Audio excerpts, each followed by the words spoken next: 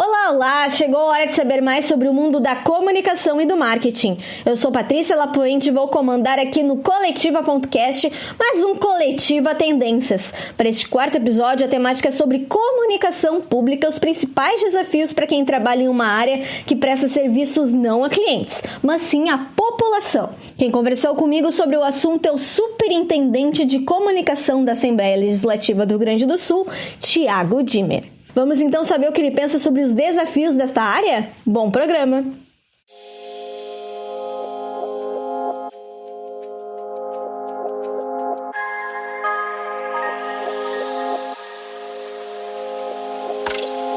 Bom, eu gostaria então primeiro que tu te apresentasse um pouco e falasse sobre o teu trabalho e a tua trajetória profissional. Tá bem. Bom, e a minha carreira começou há algum tempo já, né? Já não sou tão novo. Comecei a carreira fazendo campanhas políticas durante a minha trajetória e já, se não me engano, seis campanhas políticas, né? Claro que as campanhas políticas elas não são permanentes, elas são de 2 em 2 anos, né? Nesse meio tempo já passei também pela iniciativa privada, passei pela Prefeitura de Porto Alegre, passei por televisões como RBS, Record, fiz alguns projetos já também para o SBT, passei pela TVE, onde mais? Pampa, então já sou bem rodado. Câmara de Vereadores, agora a última experiência estive no governo do estado, né, durante os últimos 4 anos na Secretaria de Comunicação, como diretor de publicidade e depois como secretário adjunto. E agora estou, né, superintendente de comunicação da Assembleia Legislativa. Baita currículo, então, do Dimmer, e é exatamente por isso, né, que ele vai conversar conosco sobre comunicação pública. Então, eu queria ver contigo primeiro como é que é a estrutura hoje da comunicação da Assembleia e como é que funciona. A gente tem uma comunicação aqui bem diversificada, como hoje é a exigência, né? Agora, os desafios que se apresentam são principalmente em relação à integração de todos esses meios. Mas a gente tem, né, todas as redes sociais ali com Twitter, Instagram, Facebook, temos a televisão Assembleia, né, a LTV, que é a nossa TV legislativa aqui, que também passa ao vivo todas as sessões plenárias e também as reuniões de comissão. Temos a rádio web da Assembleia também, né? E a nossa agência de notícias, que gera as notícias aí para o site e que gera todas essas informações distribuindo também para os veículos. Além disso, a gente tem a nossa área de publicidade, que cuida das campanhas, né? Hoje, inclusive, lançamos aí uma campanha importante para o nosso estado, a campanha Valores que Ficam, que é uma campanha que pretende incentivar as pessoas a doarem parte do seu imposto de renda para o Fundo Criança. 3% do imposto de renda pode ser doado para o Fundo Criança, e essa é a nossa primeira grande campanha aqui, né, esse ano. E também, além disso, temos toda a parte de cultura da Assembleia, que também está abaixo do guarda-chuva da Superintendência de Comunicação, né? Então, a Superintendência de Comunicação e Cultura, com as reservas de espaço, saraus e todos os eventos culturais que acontecem aqui na Assembleia. A nossa comunicação é bem diversificada, a gente tem servidores muito experientes aqui, servidores mais antigos, outros mais novos, mas com uma experiência tremenda em comunicação pública e política, porque a gente precisa entender um pouquinho de política também para comunicar bem, né? E como é que é possível, né, integrar tantas plataformas e atuações de um órgão público assim? Esse é um grande desafio, né? Claro que para a gente fazer uma integração total, é preciso que a gente tenha condições técnicas também para isso, né? E às vezes isso acaba faltando um pouco no setor público. Outra questão que às vezes dificulta um pouco é a questão da exigência do trabalho ser segmentado, né? Dos profissionais se aterem principalmente ao que está determinado dentro da sua área ou dentro da sua do que está, enfim, no objeto da contratação, né?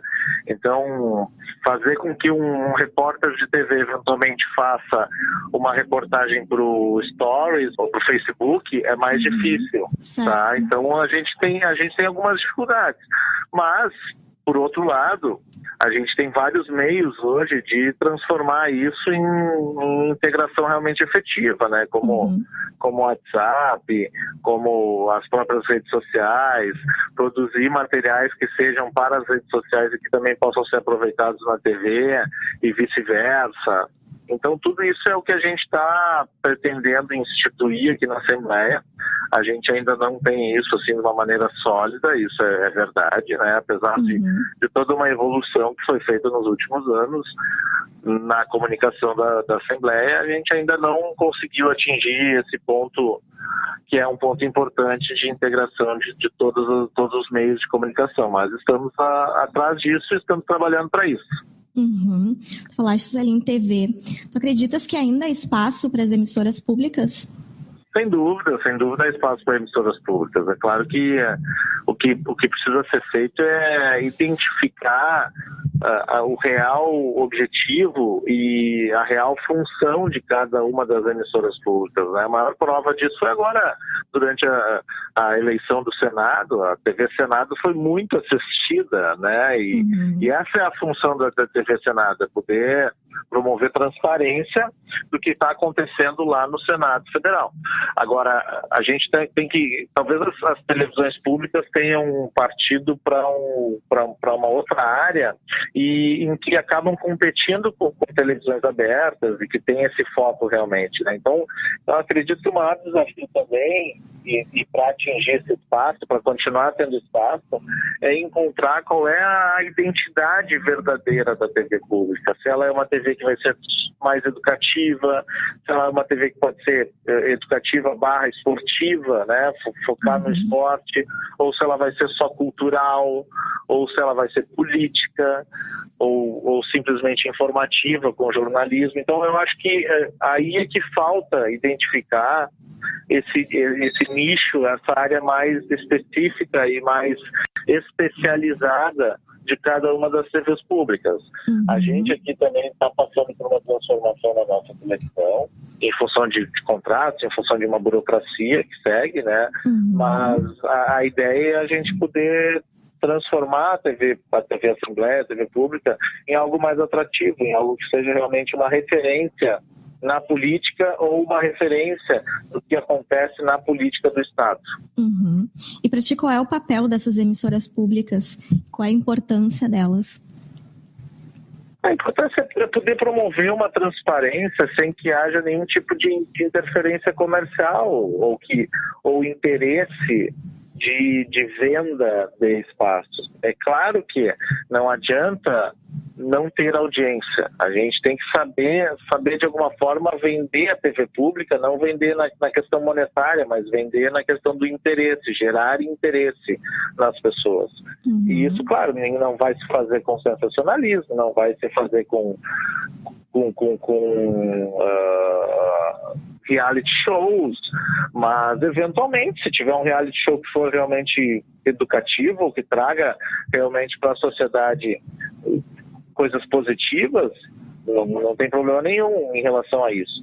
Mas o papel fundamental e a importância das TVs públicas é esse, é de trazer transparência, de poder mostrar para a população o que os órgãos públicos também estão fazendo e promover um papel dependendo do que, né, se propor essa TV. Eu acho que tem espaço para todos. Eu acho que tem espaço para a TV pública que seja só cultural, tem espaço para a TV pública que seja só educativa, tem espaço para a TV pública que seja política estadual, que seja política nacional.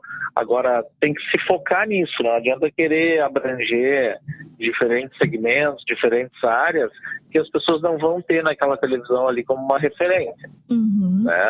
Então, assim, quando a gente vê, principalmente em função da web, em função da internet, em função dos aplicativos, né, como Netflix, por exemplo, ou como TVs especializadas, cada vez mais comum, que a gente precisa especializar mais as televisões. Não adianta a gente abranger tanto. E eu acredito que a TV pública também tem que ir por esse caminho. Agora falando, né, das novidades, não tão novidades, mas acredito que para os meios públicos seja um tanto mais complicado em se adaptar, que é a questão das redes sociais, das mídias sociais. Como é que é levar esse tipo de conteúdo que tem uma outra linguagem, um outro penso, né, para esse tipo de comunicação? Olha, tem que ter um certo cuidado. É claro que a gente não pode fugir daquelas publicações tradicionais de informação realmente, mas é como eu disse, acho que se aplica isso que eu acabei de falar em relação à TV, se aplica também às redes sociais. Não adianta ter uma comunicação ali chata e que seja sempre a mesma e vai passar despercebido.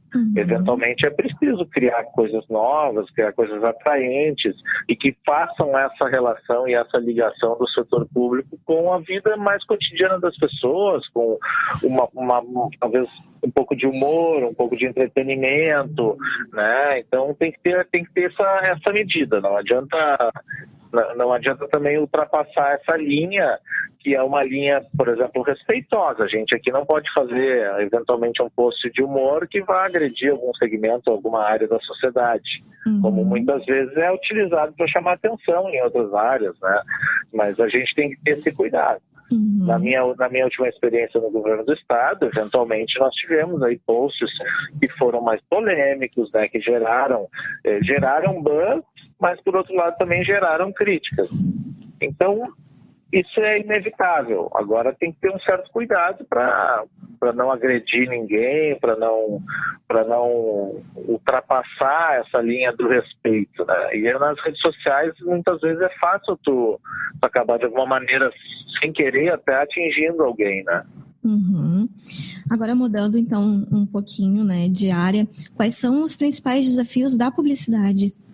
Olha, da publicidade, acredito que o maior desafio é fazer com que as pessoas e a população olhem a publicidade pública, né, a publicidade de órgãos públicos, como um investimento e como algo necessário para o bem da democracia. Isso acho que é um desafio fundamental, que as pessoas, e muitas vezes até muitos políticos, por uma questão ideológica ou simplesmente para criticar quem está no governo, eventualmente, fazem esse tipo de crítica, né? Não aceitam a publicidade como olham a publicidade e a comunicação simplesmente como um gasto. E não é. Isso é importante para a população. É importante a população saber o que está acontecendo nos órgãos públicos. Não só a questão benéfica, mas também campanhas sociais, como essa que a gente lançou hoje aqui pela Assembleia, né? Campanhas de saúde, campanhas de trânsito, campanhas educativas. Então, desculpa. Então não é só uma questão de promover o trabalho do Estado, da Assembleia ou do órgão público que seja. É poder de alguma maneira educar as pessoas, é poder de alguma maneira informar do que está acontecendo. É um direito da população saber. Agora, sempre com muita transparência. Sim. Isso é fundamental, que se tenha transparência, que se tenha verdade, que não queira ludibriar a população. Eu acho que esse é o grande objetivo e esse é o grande ponto que muitas vezes faz com que as pessoas não acreditem, né, em campanhas públicas. Mas tem que continuar lutando, continuar trabalhando para que essa cultura da verdade, da transparência seja cada vez mais forte. Por quais princípios tu acreditas que a comunicação pública deve se pautar? É exatamente isso que eu disse. É transparência, é verdade, é integração, né, das diferentes etnias, das diferentes culturas, dos diferentes gostos, né, diferentes gêneros, enfim, é dentro dessa linha que ela precisa se pautar, né? Transparência, verdade, união, educação. Então, isso é que é importante para uma comunicação pública. Uhum. E para finalizar, tu acreditas que a comunicação pública ajuda na consolidação da nossa democracia? Sem dúvida, sem dúvida. É um ponto primordial para a construção da democracia. Claro que a comunicação como um todo né? A imprensa paga, né? Os veículos também que têm interesse comercial também são importantes para a democracia, sem dúvida. É um conjunto, a liberdade de expressão é fundamental para a democracia. Mas, como eu disse já antes, a comunicação pública ela tem um sentido de informar as pessoas e cumprir com um direito das pessoas, que é o de saber o que os órgãos públicos estão fazendo, o que os políticos estão fazendo, o que os eleitos estão fazendo, o que os órgãos executivos estão produzindo, estão fazendo. Então, é fundamental para a democracia. Agora, é claro que precisa ser atrativa, precisa ser verdadeira, precisa ser transparente, e a população, por outro lado, precisa entender a importância que tem a comunicação pública. Então, como em toda comunicação, tem o emissor e tem o receptor. Se o receptor também não estiver aberto a receber essa informação, vai ser muito mais difícil do emissor conseguir atingir o seu objetivo. Mas, de maneira geral, quando os dois estão dispostos a isso, aí a comunicação funciona. Tá certo, então. É isso, Patrícia. O nosso bate-papo, foi inspirado na matéria Pública Integrada, sim, da Comunicação Empresarial 2018. Vocês podem conferir essas matérias me pedindo um exemplar, pelo patricia@coletiva.com.br, dizendo lá seu endereço e seu nome, ou então acessar a nossa edição com conteúdos exclusivos e estendidos na editoria Revistas em coletiva.net.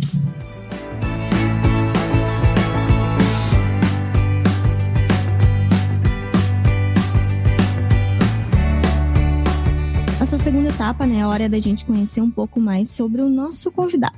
Isso porque agora eu vou fazer umas perguntas rápidas e que precisam ter respostas curtas, tá certo, Edmir? Tá bem, Patrícia. Vamos lá. Vamos lá, então. Um trabalho marcante. Olha, trabalho marcante foram vários, mas o trabalho mais marcante que eu já fiz foi na RBS TV. E a gente viajou durante um mês por todo o estado e fizemos um programa ao vivo em cada cidade durante os 30 dias, uma entrada ao vivo para o Jornal do Almoço durante 30 dias. Foi isso nas vésperas da eleição em que a ex-governadora Ieda ganhou aqui no estado, e foi para traçar realmente um raio-x do estado e dessas pequenas cidades. Esse foi o trabalho mais marcante. O Fala Rio Grande era o nome do projeto. Tá certo. E um momento especial na tua carreira? Na minha carreira? Olha, são vários momentos especiais. Eu acho que os momentos especiais são sempre os últimos que a gente vive. Talvez hoje, de manhã, eu tenha tido um desses momentos, Eu sempre procuro novos momentos especiais na minha carreira. Então, vamos dizer que hoje de manhã, apresentando essa campanha na Assembleia, esse novo desafio para várias pessoas importantes, para o presidente, para a imprensa, e com essa meditoria toda da campanha, foi um momento muito especial. E para fechar, quais são os teus planos para o futuro profissional? Olha, para o futuro profissional, a gente sempre procura evoluir, Eu procuro sempre estudar, estou estudando, e a gente ainda tem, pelo menos esse ano, pela frente ali na Assembleia, com esse grande desafio que é aproximar a Assembleia das pessoas, melhorar, integrar cada vez mais todos os meios disponíveis de comunicação da Assembleia. E depois vamos ver o que vai acontecer, mas a ideia é sempre estar presente na área de comunicação e na área de gestão e marketing, que é o que eu gosto de fazer. Tá certo, então. Obrigada, Edmir. Tá bom, Patrícia? Tá certo. Obrigado, muito obrigada. Um grande abraço. Tchau, tchau. Abraço a todos vocês aí. Grande beijo. Bom trabalho. Bom, obrigada pra ti também. Tchau, tchau. Tchau, tchau.